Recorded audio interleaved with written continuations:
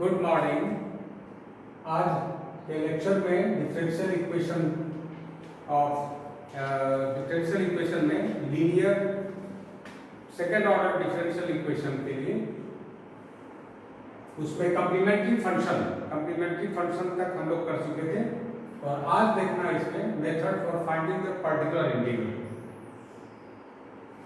है ना। तो method of finding particular integral के लिए हालांकि पिछले क्लास में भी कुछ हम लोग किए थे, लेकिन आज कुछ और भी स्पेशल मेथड पर हम लोग डिस्कस करेंगे। पहला इसमें है, सपोज करते हैं जो दिया गया इक्वेशन होता है उसका रूट क्या होता है। जैसे let us suppose that F D क्या हो गया, D stands for D by dx and when operated on y it gives dy by dx। ठीक है, f dy तो ये d का फंक्शन हो गया, मतलब केवल डेरिवेटिव ही केवल होगा। f dy is equal to suppose that sigma ar and variation of r is equal to 0 to n है ना, और d to the power n minus r है ना, d1 d2 डबल डेरिवेटिव से लेकर के nth डेरिवेटिव तक, and when operated on y suppose that and it is equal to 0 है ना। 0 लिख लीजिए, यहाँ पर ले लेते हैं पर्टिकुलर होमोजेनियस हो जाएगा, ऐसे ले लेते हैं कैपिटल x। x क्या है, where x is a function of x and a1 a2 and an all are real constants. यहाँ पर लिख लेंगे this be A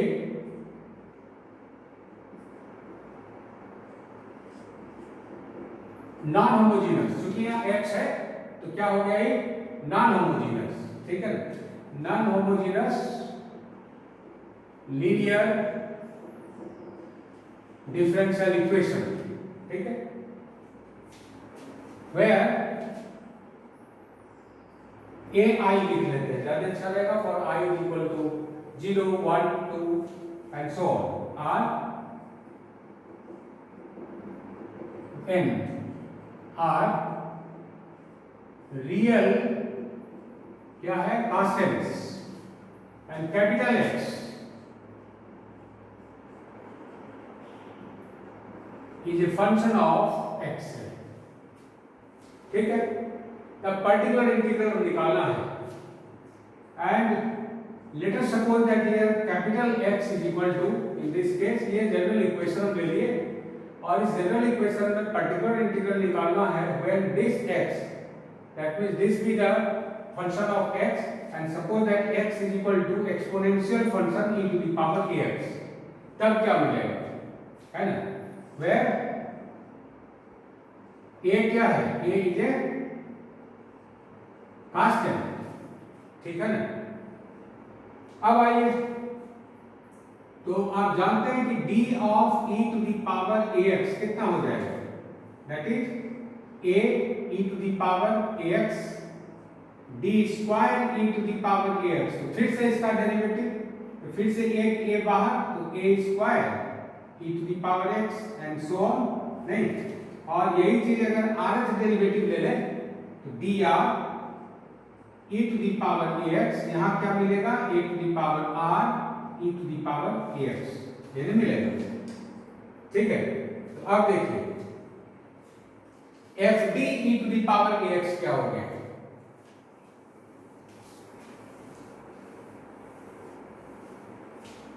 therefore f d e to the power ax। f d कितना लिखे थे, अभी तुरंत लिखे थे एक नंबर में, उसको आप लिख लेंगे। f d कितना आया था, सिग्मा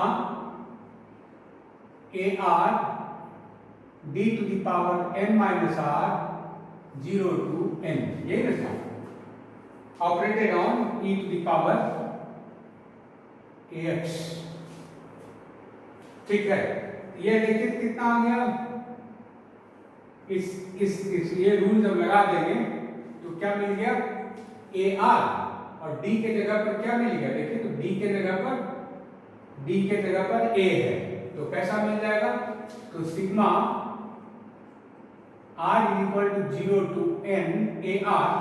जहाँ की ar ये कांस्टेंट है a1 a2 and so on,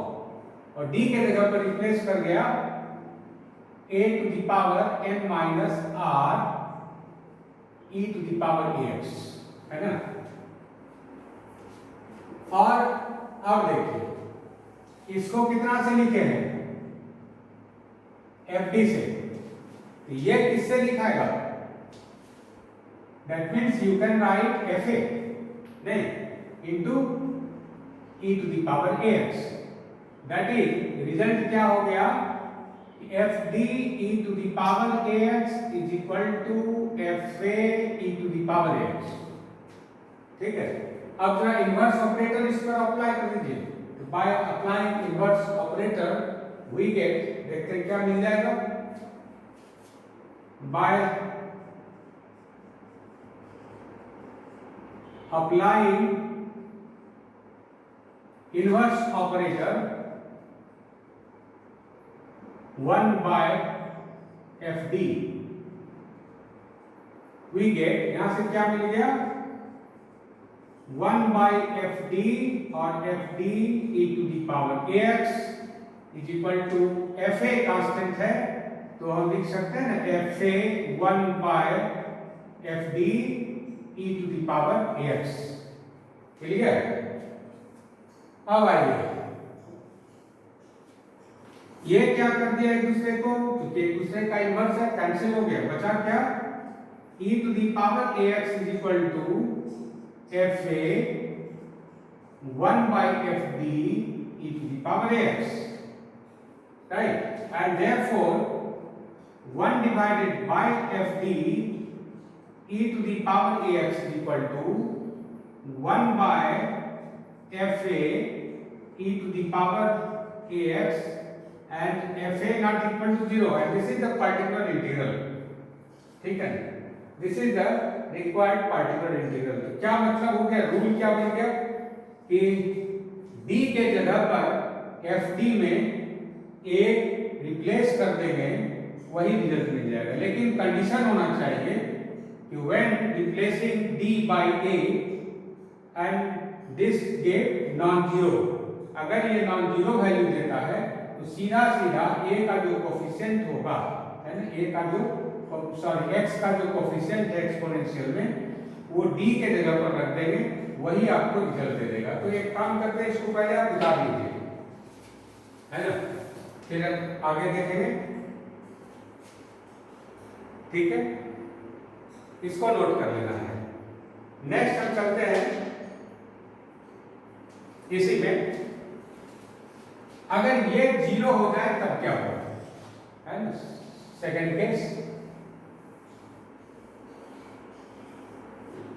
case 2,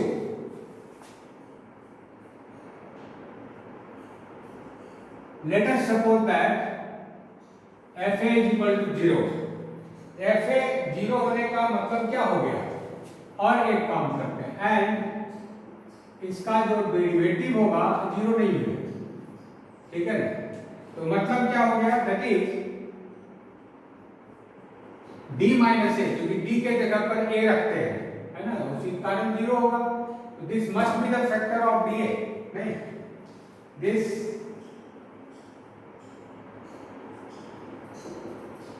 is a factor of fd, ठीक है, और ये नॉन जीरो है, इसका क्या मतलब हो गया, है ना, इसका मतलब हो गया बट d माइनस a का स्क्वायर जो डबल हो गया ना, इज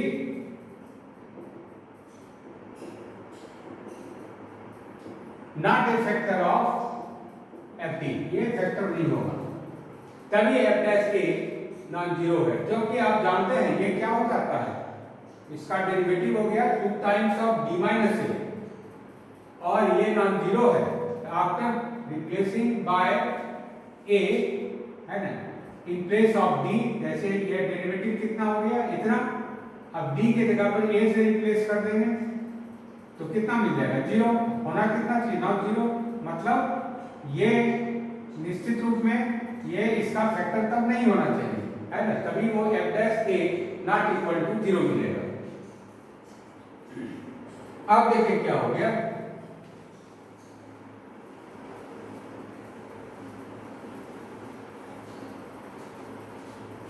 अब देखिए क्या है कि since d minus a is a factor of F D, तो हम इसको लिख सकते हैं ना d माइनस a के टर्म में, and therefore you can write F D is equal to, बताइए कितना लिख सकते हैं, F D must be written in terms of d minus a into phi D, ठीक है, क्योंकि इसका फैक्टर है तो d माइनस a इसका मल्टीपल होगा, नहीं, तो यहां से क्या मिल जाएगा, वेयर अब जो ये d माइनस a इसका फैक्टर नहीं है, d माइनस a इज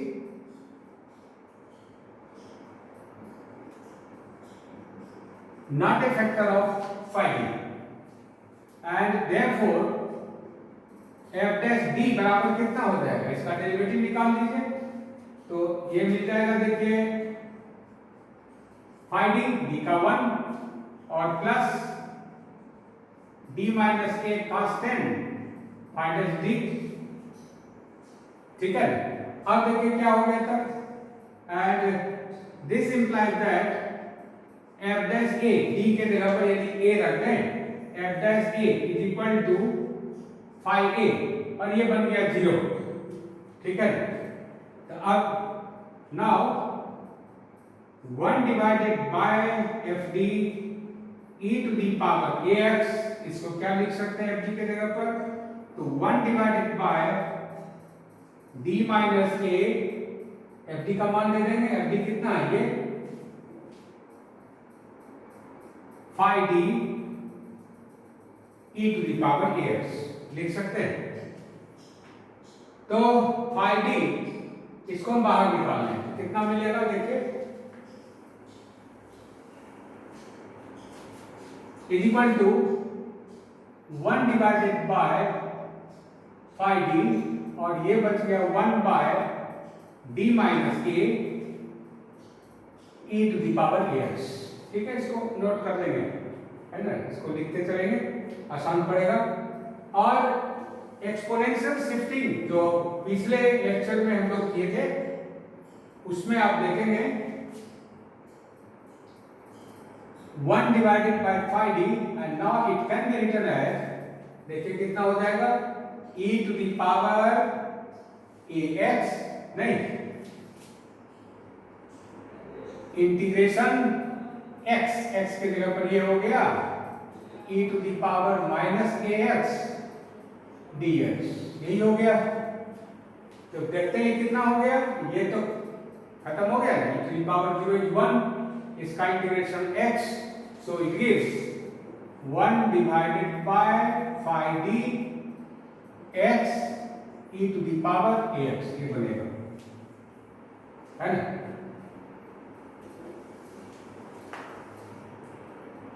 ठीक है, तो अब देखिए क्या हो जाता है, तो एक्सपोनेंशियल के लिए यहां पर क्या व्युत्पत्ति निकाले थे हम लोग, एक्सपोनेंशियल के लिए यहां पर d के जगह पर a से रिप्लेस हो जाता है, so it gives 1 by phi a x e to the power ax, since phi a not equal to 0, ये हम लोग किए हुए थे, है ना, but you know that phi a is equal to, देखिए यहां पर है phi बराबर कितना है, phi is equal to f dash a, so you can write 1 divided by f dash a x into e to the power ax, यही मिलेगा, है ना। तो रिजल्ट क्या हो गया कि therefore 1 divided by f d और e to the power ax, in case of failure का मतलब हो गया कि after putting a in place of d if it is 0, ये case of failure हो गया, है ना, तो क्या मिलेगा, एक x इधर ले आएंगे, है ना, इधर x आएगा, तो it gives x e to the power x और इसका एक डेरिवेटिव हो जाएगा। That means you can right f dash a whenever f dash a is not equal to 0। तो ये पर्टिकुलर इंटीग्रल इस तरह से निकलेगा, है ना। एंड इन केस ऑफ, एक और केस लेते हैं, थर्ड केस, बस इसी से निकलेगा। उसी तरह से अगर 0 हो जाए फिर से तो क्या करेंगे? इन जनरल, है ना, इन जनरल हम लिख सकते हैं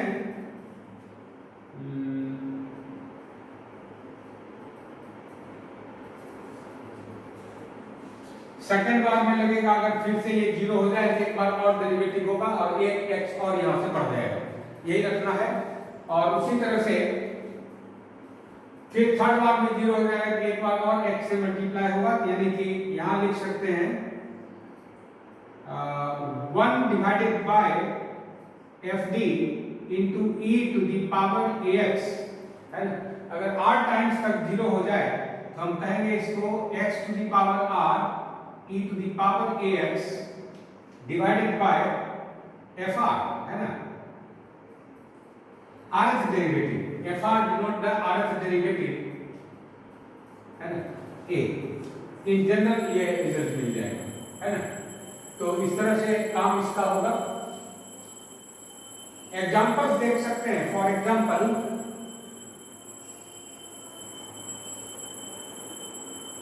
इवेल्युएट d + 1 जैसा ले लें, ठीक है। ये पूरा देखिए d का फंक्शन हो गया और ऑपरेट कर दीजिए इस पर, एक्सपोनेंशियल फंक्शन पर।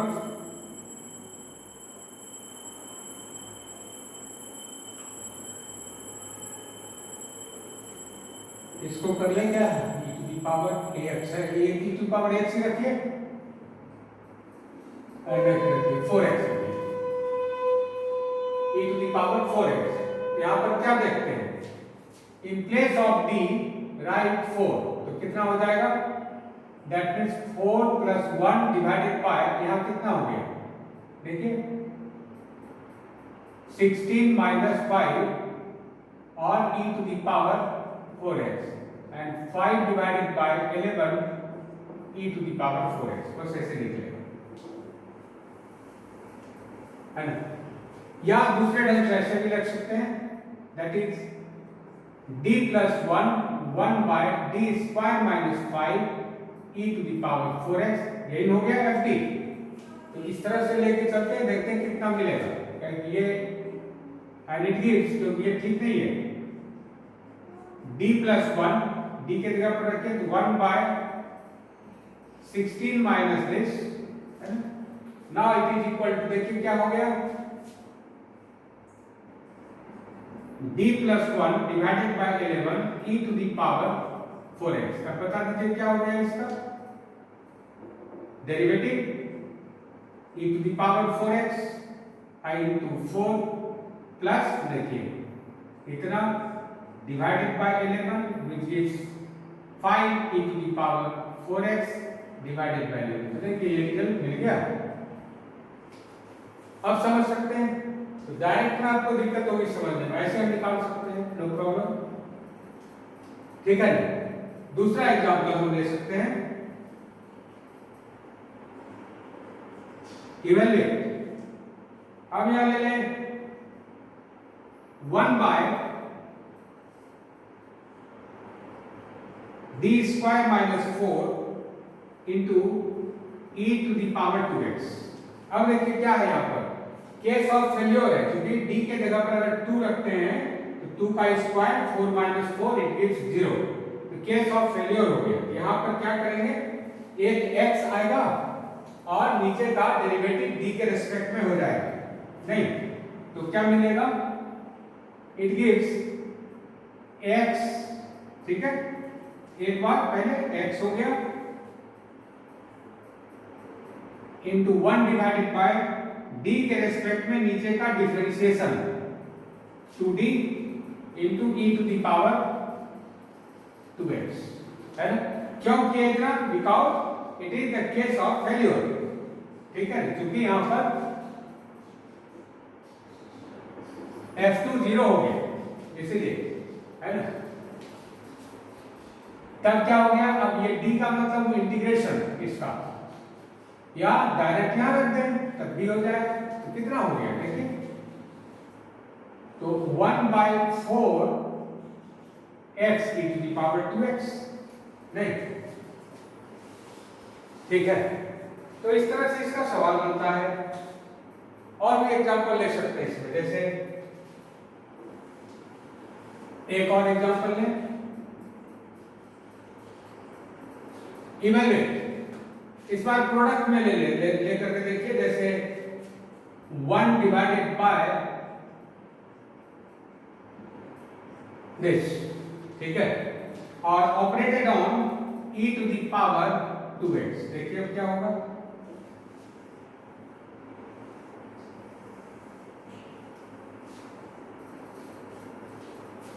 ठीक है।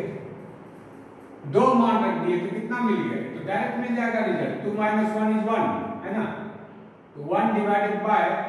2 - 1 square and 2 + 3 e to the power 2x and which gives 1 by, ये कितना हो गया, 1 square is 1 into 5, that is 1/5 into e to the power 2x, बस हो गया, ठीक है। और यही चीज अगर ऐसा हो जाता, इसमें थोड़ा सा चेंज कर देते हैं यहाँ, जैसे 1 by d - 2 square and d + 3 and e to the power 2x, अब क्या करेंगे, तो ये केस ऑफ फेलियर, इसके कारण फेलियर हो जाएगा। हम क्या कर सकते हैं, इसको दो पार्ट में बना सकते हैं। You can write 1 by d + 3 1 by d - 2 whole square e to the power 2x, ऐसे कर सकते हैं, या पहले इसी को अप्लाई कर ले तब फिर करेंगे। तो कितना आ गया, it is equal to 1 by d + 3, ये क्या है, it is case of failure, क्योंकि d के जगह पर 2 रखेंगे तो 0 मिलेगा। तो क्या हो गया, x e to the power 2x divided by 2d - 1, right, 2d - 2, और सॉरी ये तो यही रहेगा, e to the power 2x। तो देखिए फिर से केस ऑफ फेलियर हो गया, है ना। तो एक बार फिर x आएगा, है कि नहीं, तो कितना आ गया, 1 by d + 3, और एक बार और डेरिवेटिव, यहाँ एक बार और x आ गया, तो x square divided by 2, derivative is 1 e to the power 2x, ऐसा बन गया, ठीक है। तो देखिए रिजल्ट क्या हो गया, दैट इज 1/2, और यहां हो गया 1 divided by d + 3 x square 2x। याद होगा इसको कैसे बनाते हैं, इट इज इक्वल टू 1/2, इसको कैसे लिखते थे, d - 3x स्क्वायर, इतना, सो 1/2 और e to the power -3x, ठीक है, एंड इंटीग्रेशन ऑफ x तो यही रह गया, e to the power -3x dx, यही तो होगा, नहीं, तब कितना आ गया ये, अब देखिए, and which gives 1/2 e to the power -3x integration of x square e to the power -x dx, ठीक है। अब इसका इंटीग्रेशन कर दीजिए, आफ्टर इंटीग्रेटिंग यू गेट कितना हो जाएगा, देखिए 1/2 e to the power -3x, first function बताए थे सक्सेसिव में कैसे करना है, बाय पार्ट्स, x स्क्वायर, इसका integration e to the power इतना, फिर इसका डेरिवेटिव 2x, फिर इसका integration, that is again minus इतना। कब तक चलेंगे, जब तक कि फंक्शन खत्म ना हो जाए 2, और फिर से इसका इंटीग्रेशन इतना, इसको अरेंज कर दीजिए and this will give the answer. ठीक है, समझ गए इसको? या इसी में हम ऐसा भी कर सकते थे,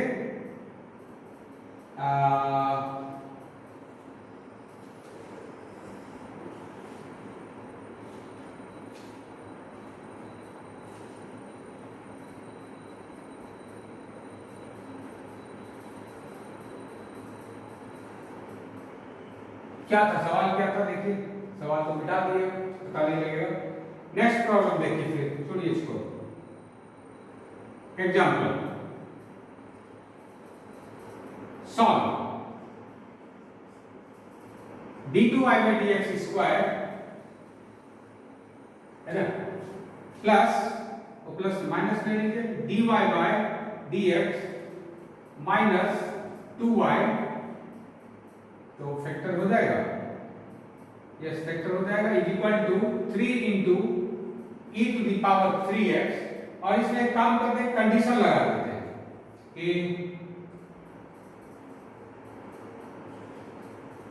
गिवन दैट, क्या कंडीशन लगा देते हैं कि y 0 इज इक्वल टू 0, एक कंडीशन, और एक कंडीशन डैश पर y डैश 0 है ना, is equal to suppose that -2, ये कंडीशन लग गया। इस कंडीशन पर इसका सॉल्यूशन क्या होगा निकाल सकते हैं। इसमें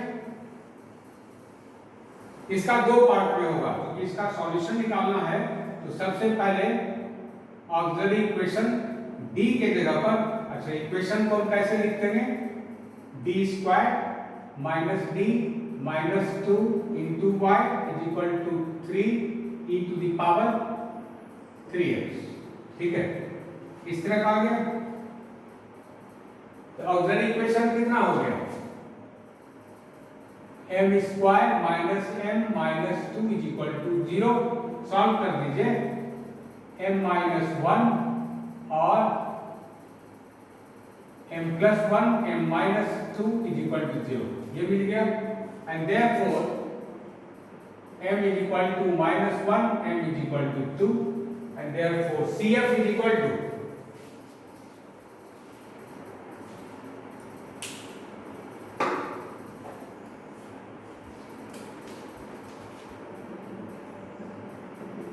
CF के लिए हम ऐसे लिखते हैं YC is equal to C1 e to the power minus x plus C2 e to the power 2x, यही आएगा। अब देखिए m माइनस 2 है, या 3 रखने में मजा नहीं आएगा, एक काम करते हैं यहाँ पर 2 कर दीजिए, यहाँ भी 2 कर लीजिए, है ना, अब ठीक होगा। ये हो गया number 1। Next pi. Now to find the particular solution, या particular integral, that is yp is equal to, बोलिए क्या हो गया, तो 1 divided by d square minus d minus 2 into 3 e to the power 2x, ऐसा है। तो बाय पुटिंग, अब देखिए यहां पर क्या है, by putting d is equal to 2 in this equation we get, it is the case of failure, है ना, क्योंकि d के जगह पर क्या रख दिए 2, तो 4 माइनस 0 हो गया। तब क्या करेंगे, एक x आएगा, है ना, डिवाइडेड बाय इसका डेरिवेटिव 2d माइनस 1 और इंटू 3 भी हटा लीजिए, कोई दिक्कत नहीं, e to the power 2x। अब जरा रख के देखिए, तो अब ये नॉन जीरो आ गया, दैट मींस कितना आ गया रखने पर 3 आ जाएगा, that is 3x divided by 3 e to the power this, that is x e to the power 2x, ये मिल गया। ये हो गया number 2 and therefore general solution is y is equal to C1 e to the power minus x, C2 e to the power 2x plus x, ये मिल गया number 3। ठीक है, अब कंडीशन पर आइए। कंडीशन में था क्या आपका, और 2 लिए थे ना, है ना, 2 लिए थे कि -2, जो भी लिए है ना, पॉसिबली -2 लिए थे तो -2 रखिए। तब देखिए क्या मिल गया, यहां y है, ये y बराबर इतना, तो कंडीशन इज दिस, एक y डैश का भी जरूरत पड़ेगा, यहां से y डैश हम निकाल लेंगे, कितना मिलेगा। Now differentiating 3 with respect to x, we get y dash is equal to minus c1 e to the power minus x plus 2c2 e to the power 2x plus इसका derivative x का हो गया 1, that is e to the power 2x, फिर x constant, तो 2x e to the power 2x, and right number 4। अब 3 और 4 से चलिए, देखिए क्या मिल जाएगा, and since y0 is equal to 0, तो यहां से क्या हो गया, तो y0 ये 0 मिल गया, that is c1 e to the power 0, that is 1 plus c2 e to the power 0, again this is, और ये हो गया 0 because by putting x is equal to 0 you get 0।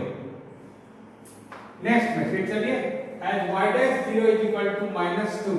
therefore by 4 y dash 0 is -2 is equal to कितना आ गया, -c1 और plus 2c2 और यहां से +1 और ये मिल गया 0, ठीक है ना, तो दो रिजल्ट मिल गया। Number 5, now you have equation number 1, c1 minus 2c2 is equal to 1, whereas c1 plus c2 is equal to 0, ये मिल गया। तो ऐसा करते हैं इसको, है ना, घटा दिया, क्या मिल गया, -3c2 is equal to 1, ठीक है, that is c2 is equal to -1/3, and therefore as c1 is equal to -c2, though c1 is equal to 1/3, नहीं, तो c1 और c2 का मान मिल गया। Therefore solving 4 and 5 from this we get, oh -2 है, sorry यहाँ -2 है, तो c1 माइनस c2 ये इधर चला गया, इज इक्वल टू ये बन गया 3, ये हो गया 3, ठीक है ना, तो c2 बराबर हो गया -1, c1 हो जाएगा 1, solving we get c1 is equal to 1 whereas c2 is -1, ठीक है, तो therefore required solution is,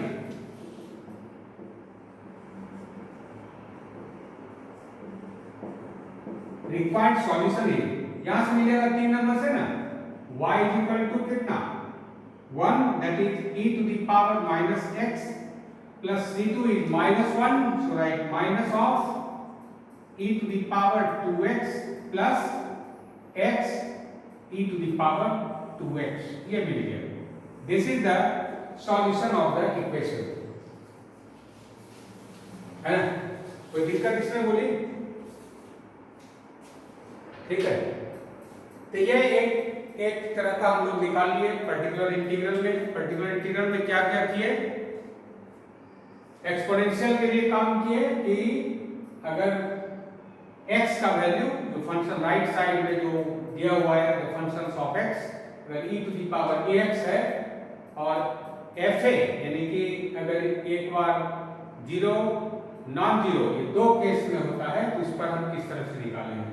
next lecture में हम लोग देखेंगे, हालांकि इस पर थोड़ा सा काम हम लोग किए थे, उसका डिटेल्स में हम लोग देखेंगे कि when capital X is equal to either sine X और cos X हो जाए तो सॉल्यूशन हम किस तरह से करेंगे, या capital X is equal to x का function x to the power simple algebraic function में मिल जाए तब क्या करेंगे। ये दो केस बचा हुआ है, तो इसके लिए हम लोग निकालेंगे पर्टिकुलर इंटीग्रल, फिर आगे बढ़ेंगे और भी दूसरे मेथड्स के लिए। तो तब तक आप इसको करते चलें, इस पर धीरे धीरे आगे बढ़ेंगे लोग। Thank you very much.